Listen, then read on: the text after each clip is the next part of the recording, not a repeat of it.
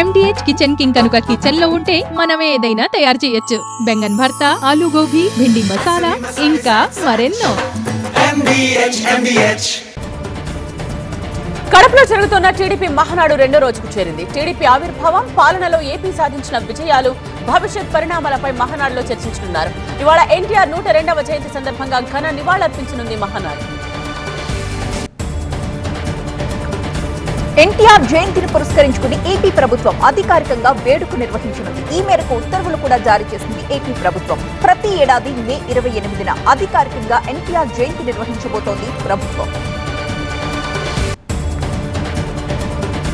హైదరాబాద్ లో ఎన్టీఆర్ జయంతి వేడుకలు నిర్వహించారు. ఈ సందర్భంగా ఎన్టీఆర్ ఘాట్ లో జూనియర్ ఎన్టీఆర్ కళ్యాణ్ రామ్ నివాళులర్పించారు. ఎన్టీఆర్ చేసిన సేవలు, గత స్మృతులను గుర్తు చేసుకున్నారు.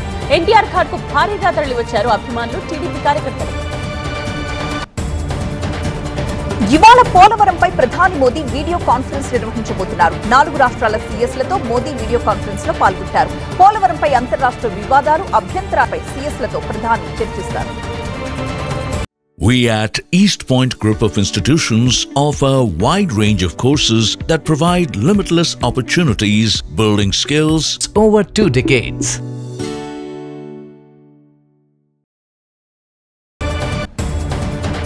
ఢిల్లీలో ఇవాళ కేంద్ర కేబినెట్ సమావేశం జరగనుంది. ప్రధాని మోదీ అధ్యక్షతన జరగనుంది కేబినెట్ సమావేశం. రక్షణ అవసరాలు, మౌలిక వసతుల ప్రాజెక్టులపై ఈ సమావేశంలో చర్చించనున్నారు. ఇవాళ అధికారులతో సీఎం రేవంత్ రెడ్డి సమీక్ష నిర్వహించబోతున్నారు. తెలంగాణ ఆవిర్భావ దినోత్సవ వేడుకలపై చర్చిస్తారు. ఆ తర్వాత స్కిల్ యూనివర్సిటీకి వెళ్లనున్నారు సీఎం రేవంత్. ఉదయం 11 గంటలకు మహేశ్వరం నియోజకవర్గంలో ముఖ్యమంత్రి పర్యటిస్తారు. అక్కడ స్కిల్ యూనివర్సిటీ పనుల్ని పరిశీలిస్తారు రేవంత్ రెడ్డి. తెలంగాణలో రాజీవ్ యువ వికాసం లబ్ధిదారుల ఎంపిక పూర్తయింది. జూన్ 2 నుండి లబ్ధిదారులకు మంజూరు పత్రాలు పంపిణీ చేయనుంది రాష్ట్ర ప్రభుత్వం. నిన్న రాజీవ్ యువ వికాసం లబ్ధిదారుల ఎంపికపై అధికారులతో చర్చించారు డిప్యూటీ సీఎం భట్టి విక్రమార్క. ఇవాళ వల్లభనేని వంశీ కస్టడీపై నూజివీడు కోర్టులో విచారణ జరగనుంది. నకిలీ ఇళ్ల పట్టాల కేసులో కస్టడీకి కోరారు పోలీసులు. నకిలీ ఇళ్ల పట్టాల కేసులో అరెస్ట్ అయిన వల్లభనేని వంశీ బెయిల్ కోసం నూజివీడు కోర్టును ఆశ్రయించారు. అయితే వంశీ బెయిల్ పిటిషన్స్ ని కోర్టు డిస్మిస్ చేసింది. టీడీపీ కార్యాలయంపై దాడి కేసులో ఆర్కే పిటిషన్ విచారించనుంది గుంటూరు కోర్టు. ముందస్తు బెయిల్ కోసం కోర్టును ఆశ్రయించారు ఆర్కే. గుంటూరు టీడీపీ కార్యాలయంపై దాడి కేసులో 127వ నిందితుడిగా ఆళ్ల రామకృష్ణారెడ్డిని చేర్చింది సిఐడి. కేంద్ర అటవీ పర్యావరణ శాఖ మంత్రి భూపేందర్ యాదవ్ ని కలిశారు మంత్రి పొన్నం ప్రభాకర్. పాలమూరు, రంగారెడ్డి లిఫ్ట్ స్కీమ్ కు పర్యావరణ అనుమతులు ఇవ్వాలని కేంద్ర మంత్రిని విజ్ఞప్తి చేశారు. అలాగే తెలంగాణలో పలు ఇరిగేషన్ ప్రాజెక్టులకు సంబంధించి పెండింగ్ అంశాలు, పర్యావరణ అనుమతులు, అటవీ భూములకు అనుమతులు, రోడ్డు విస్తరణ ప్రాజెక్టులపై పొన్నం చర్చించారు. వివిధ హైకోర్టులో ఉన్న 21 మంది న్యాయమూర్తులను బదిలీ చేసింది supreme collegium. Telangana high court judge Sujoy Paul కోల్కతాకు బదిలీ అయ్యారు. కర్ణాటక నుండి తెలంగాణకు జడ్జిగా సుమలత, లలిత కన్నగంటి వచ్చారు. పాట్నా నుండి తెలంగాణకు వచ్చారు అభిషేక్ రెడ్డి. డిప్యూటీ సీఎం పవన్ కళ్యాణ్ ఆదేశాలతో ఏపీలోని థియేటర్స్ పై యాక్షన్ షురూ అయింది. తూర్పుగోదావరి జిల్లాలోని థియేటర్స్ పై అధికారులు మెరుపు దాడులు చేశారు. మౌలిక వసతులు, టికెట్, క్యాంటీన్ ధరలపై ఆరా తీశారు. పిఠాపురంలోని థియేటర్స్ లో కూడా అధికారులు తనిఖీలు చేశారు. పోలీసులు, రెవెన్యూ అధికారులతో కలిసి జాయింట్ ఆపరేషన్ నిర్వహించారు. కాకినాడ సినిమా రోడ్లోని థియేటర్స్ లో సోదాలు జరిగాయి. రాజమండ్రిలో పలు సినిమా థియేటర్స్ లో అధికారులు తనిఖీలు చేశారు. సీఎం చంద్రబాబుతో steel plant CMD success Ram భేటీ అయ్యారు. విశాఖ స్టీల్ ప్లాంట్ తాజా పరిస్థితులపై చర్చించారు. ప్లాంట్ పూర్తి సామర్థ్యంలో నడిచేందుకు తీసుకోవాల్సిన చర్యలపై చర్చించారు. పరిశ్రమ పరిరక్షణకు అన్ని చర్యలు తీసుకోవాలన్నారు సీఎం. లాభాల బాట పట్టేందుకు సమగ్ర చర్యలు తీసుకోవాలన్నారు. స్టీల్ ప్లాంట్ ను పరిరక్షించడమే లక్ష్యమన్నారు చంద్రబాబు. ఏపీలో పీఎం శ్రీ పథకానికి 80 పాఠశాలలు ఎంపికయ్యాయి. ఎంపికైన పాఠశాలల జాబితా విడుదల చేసింది సమగ్ర శిక్ష అభియాన్. పీఎం శ్రీ పథకానికి ఎంపికైన పాఠశాలలకు ప్రత్యేక బడ్జెట్ విడుదల చేయబోతుంది కేంద్ర ప్రభుత్వం. విశాఖలోని అంతర్జాతీయ ప్రయాణికులకు శుభవార్త. జూన్ 13 నుండి విశాఖ, అబుదాబికి విమాన సర్వీస్ ప్రారంభం కానుంది. సోమ, బుధ, శుక్ర, ఆదివారాల్లో విమాన సర్వీస్ నడపనున్నారు. తెలంగాణ కాంగ్రెస్ మాదిగ సామాజిక వర్గ ఎమ్మెల్యేలంతా రహస్యంగా భేటీ అయ్యారు. అడ్లూరి లక్ష్మణ్, కవ్వంపల్లి లక్ష్మీనారాయణ కాంతారావు, మందుల సామీల్ ఈ భేటీకి హాజరయ్యారు. కేబినెట్ లో తమకు స్థానం కల్పించాలని కొందరు మాదిగ ఎమ్మెల్యేలు కోరుతున్నారు. ఈ నేపథ్యంలోని ఇవాళ పార్టీ రాష్ట్ర వ్యవహారాల ఇన్ఛార్జ్ మీనాక్షి నటరాజన్ని కలవబోతున్నారు ఎమ్మెల్యేలు.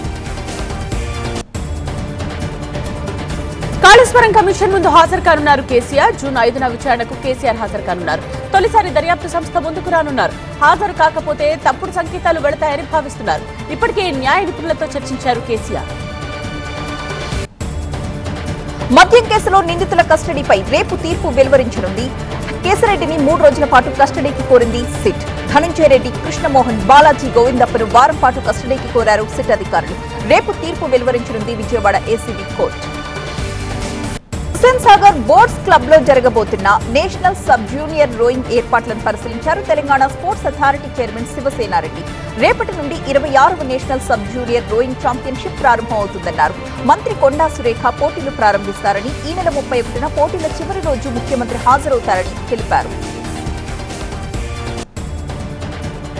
తెలంగాణలో వర్షాలపై సీఎం రేవంత్ రెడ్డి ఆరా తీశారు. అధికారులు అప్రమత్తంగా ఉండాలని ఆదేశించారు. ముందు జాగ్రత్తలు తీసుకోవాలని సూచించారు. అధికారులందరూ అందుబాటులో ఉండాలని ఆదేశించారు. జీహెచ్ఎంసీ, పోలీస్, హైడ్రా, విద్యుత్ విభాగాలు సమన్వయంతో పనిచేయాలని రేవంత్ సూచించారు. ఎప్పటికప్పుడు పరిస్థితిని సమీక్షించాలని సీఎస్ ను ఆదేశించారు సీఎం. హైదరాబాద్ లో శిథిలావస్థకు చేరుకున్న నిర్మాణాలపై హైడ్రా ఫోకస్ పెట్టింది. పాడుపడ్డ నిర్మాణాల వివరాలు సేకరించాలని ఆదేశించింది. ఫతేనగర్ ఫ్లైఓవర్ మెట్ల మార్గాన్ని కూల్చేశారు ఐటీ అధికారులు. సికింద్రాబాద్ మెట్టుగూడలో హైడ్రా కూల్చివేతలు చేపట్టింది. రోడ్డును కబ్జా చేసి నిర్మించిన గోడను కూల్చివేశారు. రాత్రి కురిసిన అకాల వర్షం హైదరాబాద్ నగరాన్ని అతలాకుతలం చేసింది. ఈదురుగాలులతో మొదలై ఉరుములు, మెరుపులతో కూడిన వర్షం కురవడంతో హైదరాబాద్ తడిసి ముద్దైంది. పలు చోట్ల కురిసిన భారీ వర్షానికి రోడ్లన్నీ జలమయమయ్యాయి. పటాన్ చెరు, మియాపూర్, చందానగర్, కృష్ణానగర్, జూబ్లీ హిల్స్, బంజారా హిల్స్, కూకట్పల్లి, ఎల్బీ నగర్ ప్రాంతాల్లో వరద నీటితో వాహనదారులు తీవ్ర ఇబ్బందులు పడ్డారు.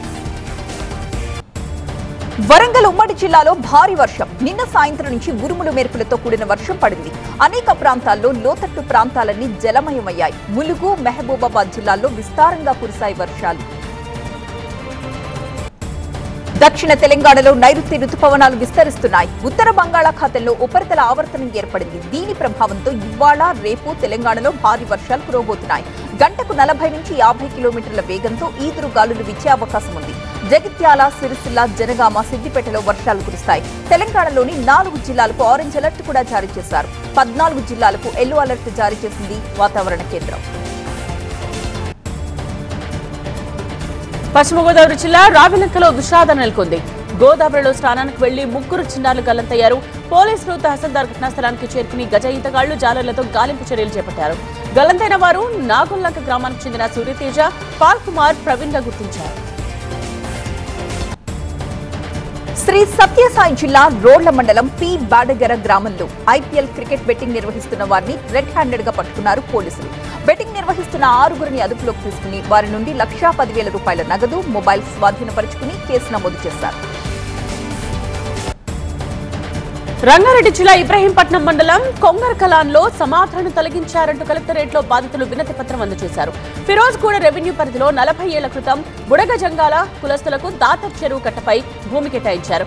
ఇప్పటి వరకు అక్కడ 14 సమాధులుండగా ఇటీవల రియల్ ఎస్టేట్ వ్యాపారస్తులు వాటిని ఆనవాళ్లు లేకుండా తొలగించారు. దీంతో రంగారెడ్డి కలెక్టరేట్ ప్రజావాణిలో జాయింట్ కలెక్టర్ కు వినతి పత్రం అందజేశారు. ఆదివాసీలకు చేయూతనిస్తూ సామూహిక కళ్యాణ మహోత్సవం నిర్వహిస్తున్నామన్నారు చినజీయర్ స్వామి. ఈ నెల 30న నిర్వహించబోతున్న సామూహిక కళ్యాణ మహోత్సవానికి అందరూ ఆహ్వానితులే అన్నారాయన. అనకాపల్లి జిల్లాలో సామూహిక కళ్యాణ మహోత్సవం, కృష్ణదేవపేటలో 108 ఆదివాసీ జంటలకు సామూహిక వివాహాలు నిర్వహిస్తున్నట్లు తెలిపారు జీయర్ స్వామి. 2026 నాటికి అస్సాంలో బాల్య వివాహాలు పూర్తిగా తుడిచిపెట్టుకుపోతాయని సీఎం హిమంత బిశ్వ శర్మ తెలిపారు. చట్టపరంగా చర్యలు చేపడుతూ ఉండడంతో ఇప్పటికే 80% తగ్గాయని వివరించారు. బాల్య వివాహాల నిర్మూలనకు అస్సాం చేపడుతున్న చర్యలను మిగతా రాష్ట్రాలు అనుసరించాలని ఎన్డీఏ సీఎంల సమావేశంలో ప్రధాని మోదీ సూచించారు. దేశంలో నాణ్యమైన మౌలిక సదుపాయాలను ప్రోత్సహించడానికి బ్యూరో ఆఫ్ ఇండియన్ స్టాండర్డ్స్ అద్భుతంగా పనిచేస్తోందని కేంద్ర పౌర సరఫరాల శాఖ మంత్రి ప్రహ్లాద్ జోషి అన్నారు. ఆయన అధ్యక్షతన ఢిల్లీలో BIS 9వ గవర్నింగ్ కౌన్సిల్ సమావేశం జరిగింది. ఇందులో ఏపీ పౌర సరఫరాల శాఖ మంత్రి నాదెండ్ల మనోహర్ కూడా పాల్గొన్నారు. మోదీ 11 ఏళ్ల పాలన చరిత్రలో సువర్ణాక్షరాలతో నిలిచిపోతుందని కేంద్ర హోంమంత్రి అమిత్ షా అన్నారు. సింధూరం విలువ తెలియని వాళ్లకు ఆపరేషన్ సింధూర్ ద్వారా తెలియజెప్పారని వివరించారు. గుజరాతీ పుత్రుడు దేశాభివృద్ధి, ఆర్థిక ప్రగతి, దేశ భద్రతకు కట్టుబడి ఉన్నారని అమిత్ షా అన్నారు. కశ్మీర్లో భయ వాతావరణం గణనీయంగా తగ్గిందన్నారు మాజీ ముఖ్యమంత్రి, నేషనల్ కాన్ఫరెన్స్ అధ్యక్షుడు ఫరూక్ అబ్దుల్లా. వివిధ దేశాలు జారీ చేసిన ప్రతికూల పర్యాటక సూచనలు రద్దు చేసేలా చూడాలని విదేశాంగ శాఖకు ఆయన విజ్ఞప్తి చేశారు. విద్యారంగంలో ఆర్టిఫిషియల్ ఇంటెలిజెన్స్ పై 2 రోజుల జాతీయ సదస్సు ఢిల్లీలో జరుగుతోంది. సంప్రదాయ విద్యా విధానంలో కొత్తదనాన్ని తీసుకురావడంపై ఈ సదస్సు చర్చిస్తోంది. వాతావరణ మార్పుల నుంచి హిమాలయాలను కాపాడాల్సిన బాధ్యత తమపై ఉందని నేపాల్. పర్వతారోహకులను ప్రోత్సహిస్తూనే పర్వతాల సహజ అందాన్ని పరిరక్షిస్తామని నేపాల్ పర్యాటక శాఖ మంత్రి ప్రకటించారు. పుష్ప సినిమాకి సంబంధించి ఇంట్రెస్టింగ్ విషయాన్ని రివీల్ చేశారు నటుడు నారా రోహిత్. ఆ సినిమాలో ఫహద్ ఫాజిల్ పోషించిన భన్వర్ సింగ్ షెకావత్ క్యారెక్టర్ కు ముందు తన్నే సంప్రదించారన్నారు. పాన్ ఇండియా సినిమా కావడంతో అన్ని భాషల్లో మార్కెట్ కోసం ఫహద్ ను తీసుకున్నారని చెప్పారు రోహిత్. నేషనల్ క్రష్ రష్మిక మందన్న మరో క్రేజీ మూవీకి గ్రీన్ సిగ్నల్ ఇచ్చారన్న టాక్ వినిపిస్తోంది. రామ్ చరణ్ హీరోగా, సుకుమార్ దర్శకత్వంలో తెరకెక్కబోయే సినిమాలో రష్మిక హీరోయిన్ గా నటించబోతున్నారు అన్న ప్రచారం జరుగుతోంది. సుకుమార్ తెరకెక్కించిన పుష్ప సినిమాలోనూ అల్లు అర్జున్ కు జోడీగా నటించారు రష్మిక. వెంకీ అట్లూరి దర్శకత్వంలో సూర్య హీరోగా తెరకెక్కుతున్న లేటెస్ట్ సినిమాకు సంబంధించిన న్యూస్ ఫిల్మ్ సర్కిల్స్ లో వైరల్ గా మారింది. ఈ సినిమాలో ద్విపాత్రాభినయం చేస్తున్న సూర్య హీరోగా నటించడంతో పాటు తానే మెయిన్ విలన్ గా కనిపించబోతున్నారట. అయితే ఈ వార్తలపై చిత్ర బృందం ఎలాంటి అఫీషియల్ క్లారిటీ ఇవ్వలేదు. పాయింట్ల పట్టికలో టాప్ 2 లక్ష్యంగా ఆఖరి లీగ్ మ్యాచ్ ఆడిన రాయల్ ఛాలెంజర్స్ బెంగళూరు కీలక పోరులో బ్యాట్ తో దుమ్ము రేపింది. లక్నో సూపర్ జైంట్స్ తో జరిగిన మ్యాచ్ లో జట్టు 6 వికెట్ల తేడాతో ప్రత్యర్థిని ఓడించింది. లక్నో నిర్దేశించిన 228 పరుగుల భారీ ఛేదనను బెంగళూరు 18.4 ఓవర్స్ లో 4 వికెట్లు కోల్పోయి దన్ చేసింది. ఛేదనలో తాత్కాలిక సారథి జితేష్ శర్మ మెరుపులకు తోడు విరాట్ కోహ్లీ, మయాంక్ అగర్వాల్ రాణించారు.